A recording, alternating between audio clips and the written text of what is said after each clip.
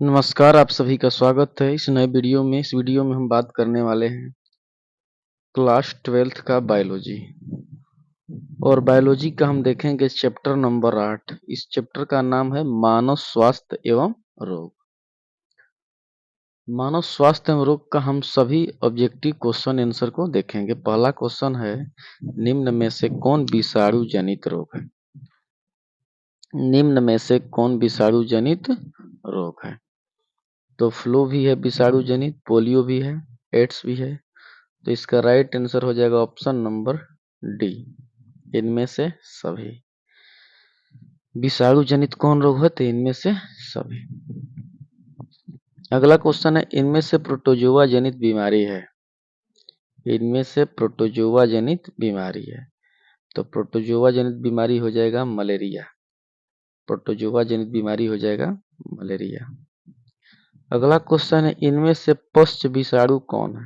पश्च विषाणु, इनमें से पश्च विषाणु कौन है? तो इनमें से पश्च विषाणु हो जाएगा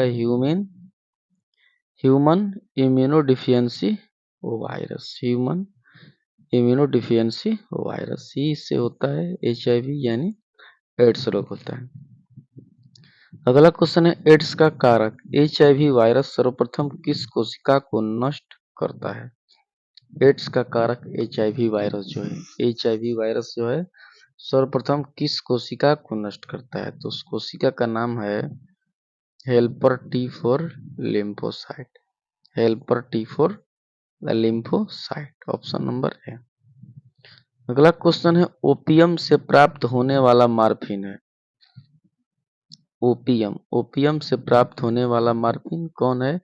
तो ओपियम से प्राप्त होने वाला मार्फिन एल्केलाइड है, एल्केलाइड। अगला क्वेश्चन है, अव्यवस्थित चित्त चिड़चिड़ापन। अव्यवस्थित चित्त चिड़चिड़ापन, झगड़ालू प्रवृत्ति तथा अन्य व्यक्तियों से द्वेष बतलाता है।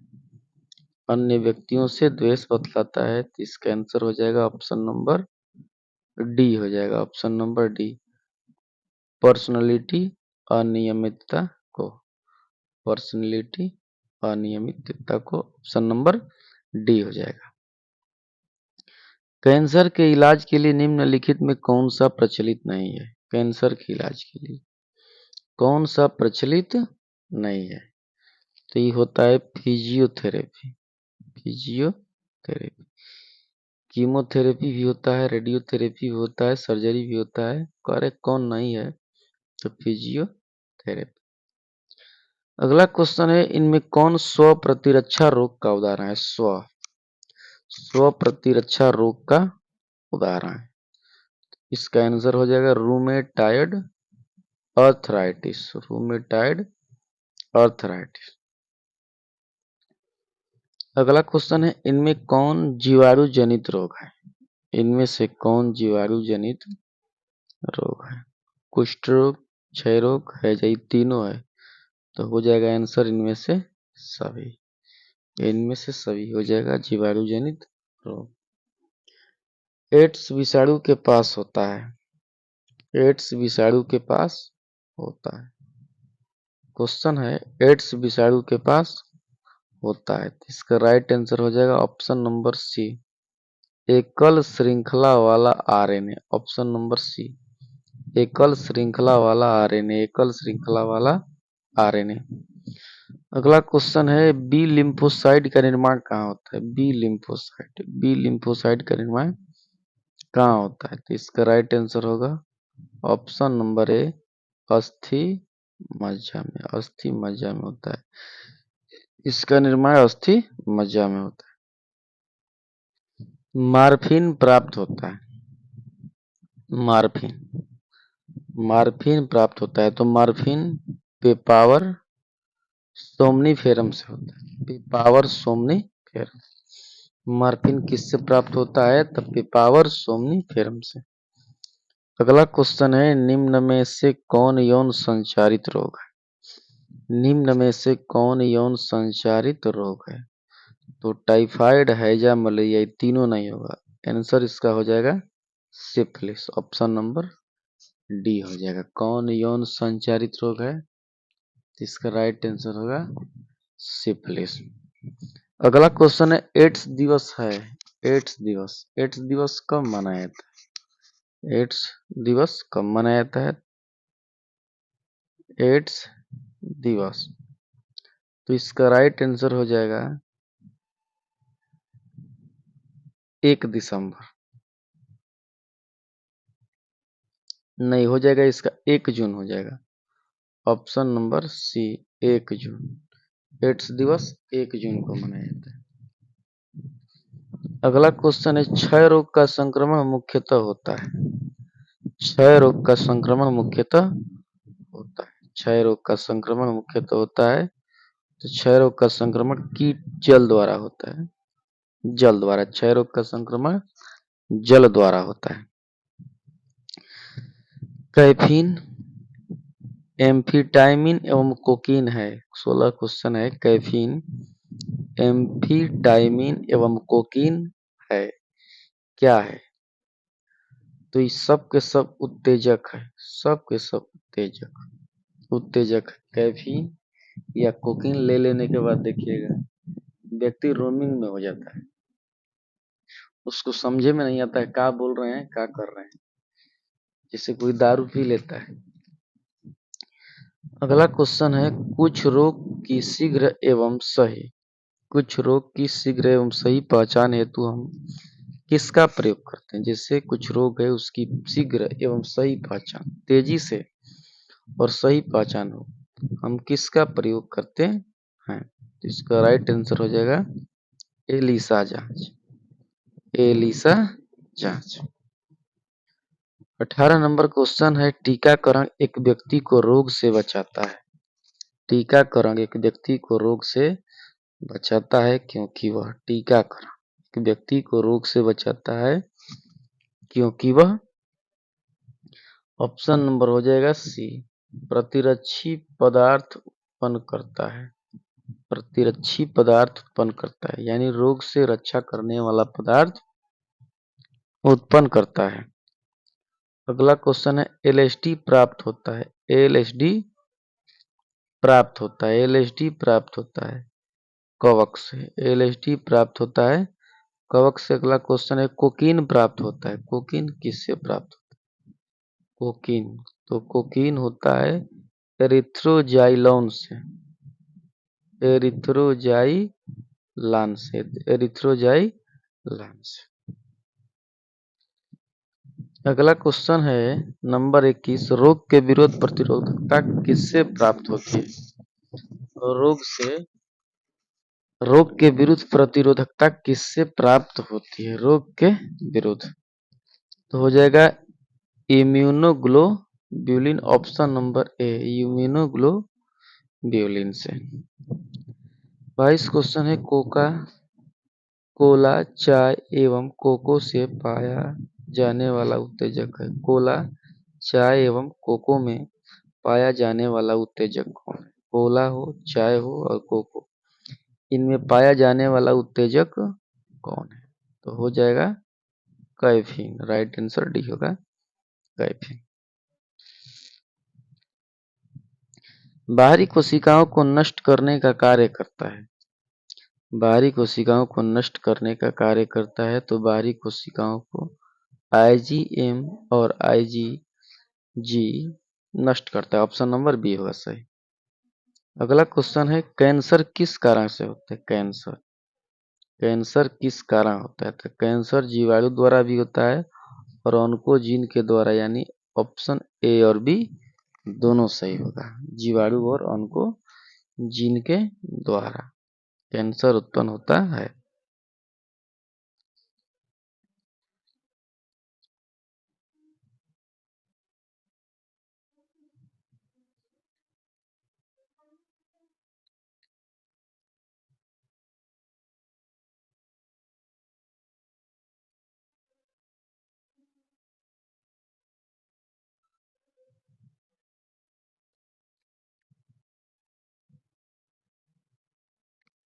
अगला क्वेश्चन है ऑन्कोलॉजी जिसमें ऑन्कोजीन का अध्ययन होता है, उत्तरदायी है।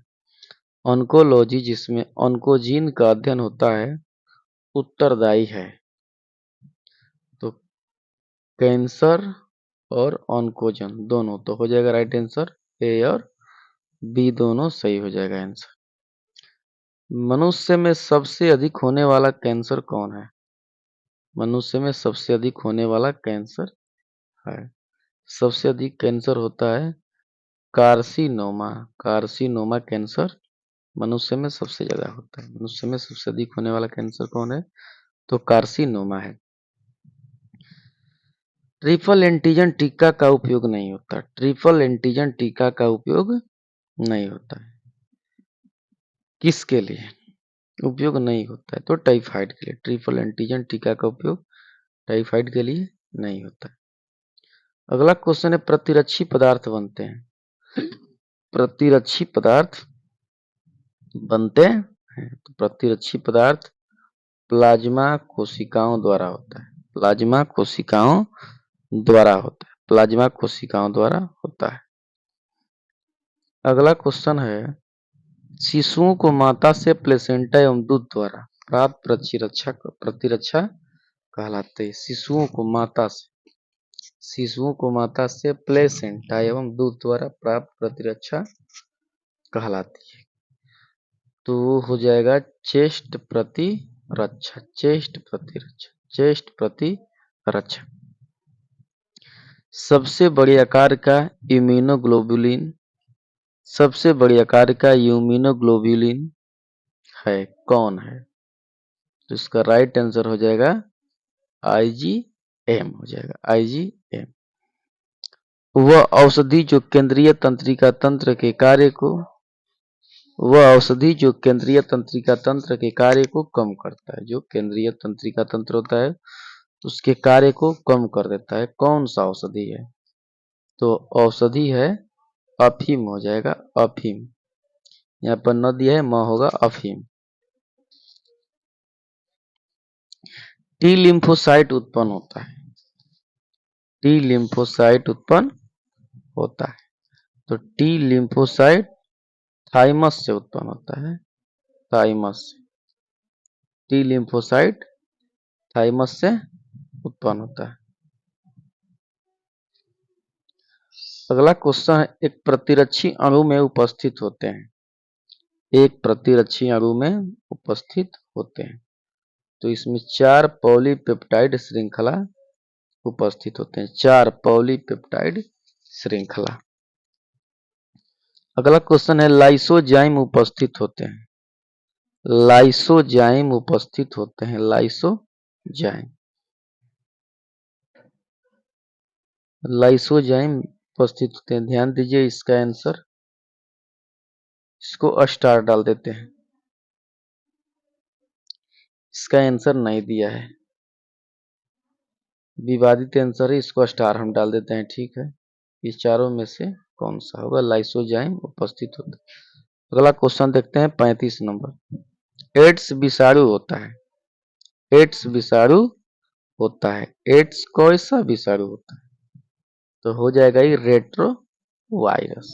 रेट्रो वायरस विषाणु होता है। एड्स जो होता है रेट्रो वायरस विषाणु होता है। मलेरिया होता है। मलेरिया होता है किसके द्वारा होता है? किसके द्वारा होता है? तो इसका आंसर हो जाएगा ऑप्शन नंबर सी, प्लाज्मोडियम द्वारा। प्लाज्मोडियम द्वारा। अगला क्वेश्चन है किसी व्यक्ति में प्रतिरक्षण में अधिक कमी होता है तो इसका प्रमाण मिलेगा। यदि किसी व्यक्ति में प्रतिरक्षण में अधिक कमी होता है तो इसका प्रमाण मिलेगा। इसका राइट आंसर हो जाएगा serum globulin. Serum globulin. Wuchereria bancrofti के द्वारा होता है। बुचेरेरिया ब्रेनक्राफ्टी के द्वारा होता है तो इसके द्वारा मनुष्य में फाइलेरिया रोग होता है जिसे हाथी पांव भी कहते हैं। अगला क्वेश्चन है सिंड्रोम का अर्थ है। सिंड्रोम का अर्थ है। सिंड्रोम का क्या अर्थ है? सिंड्रोम का अर्थ होता है लक्षणों का समूह। लक्षणों का समूह। सिंड्रोम का अर्थ लक्षणों का समूह होता है। किस समूह के एंटीबॉडीज से एलर्जिक प्रतिक्रिया होती है?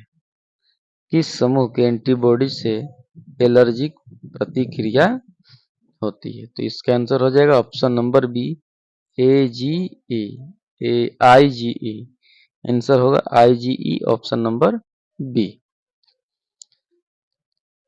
बीडल परीक्षण किसके पहचान के लिए होता है? 41 नंबर क्वेश्चन है। बीडल परीक्षण चाहे बीडल परीक्षण किसकी पहचान के लिए किया जाता है? तो इसका आंसर हो जाएगा टाइफाइड, ऑप्शन सी होगा टाइफाइड हो जाएगा, ऑप्शन सी टाइफाइड। एंटीबॉडीज है, एंटीबॉडीज है, एंटीबॉडीज क्या है? तो ग्लाइको प्रोटीन है, एंटीबॉडीज ग्लाइको प्रोटीन है।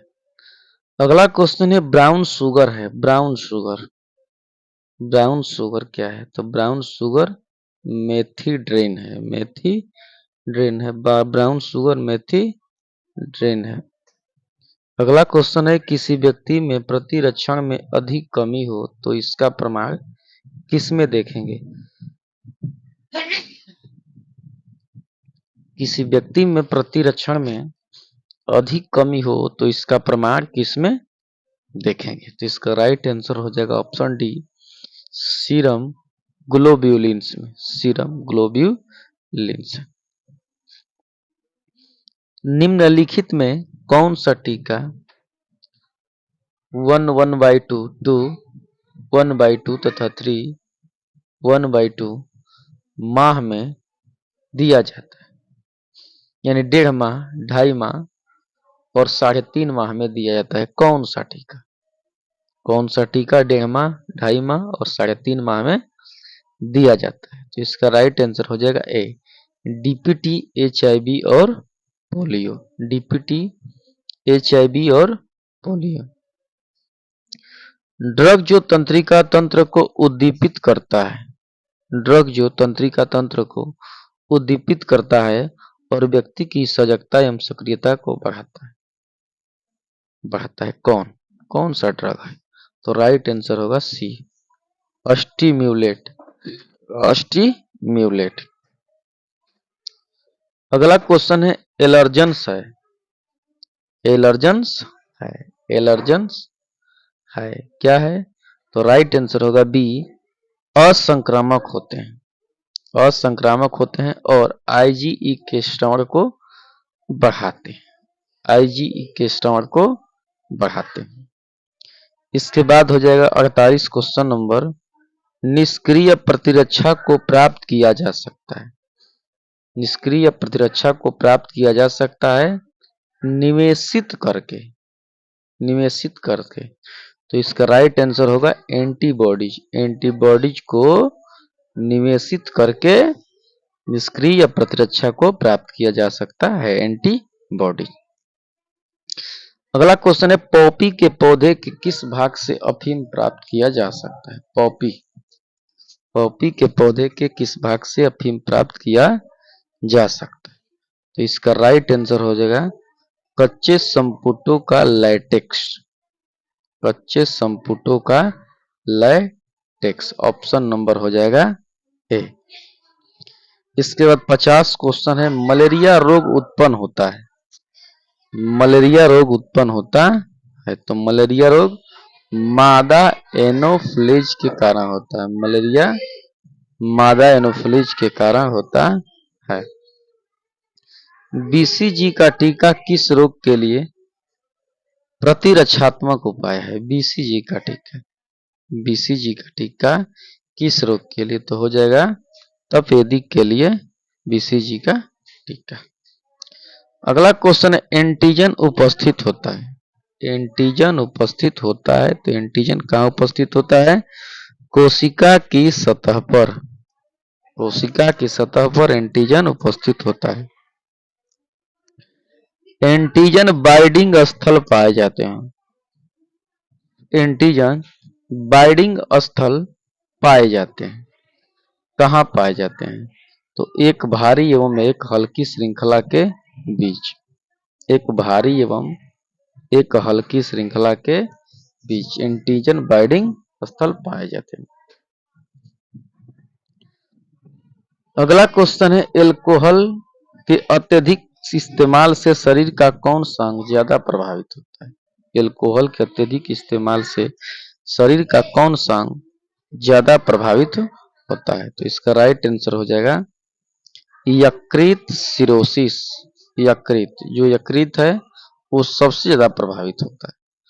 55 क्वेश्चन है इनमें से कौन सी बीमारी प्रतियोजक द्वारा उत्पन्न होती है? कौन सी बीमारी प्रतियोजक द्वारा उत्पन्न होती है? तो इसका आंसर हो जाएगा option number B. Option number B हो जाएगा हे ज्वर। हे ज्वर के द्वारा उत्पन्न होती है। 56 क्वेश्चन है तंबाकू के सेवन से शरीर में कौन सा उपापचयी परिवर्तन शीघ्र परिलक्षित होता है?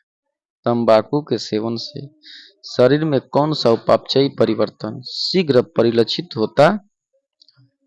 तो इसका राइट आंसर हो जाएगा सी, ए और बी दोनों।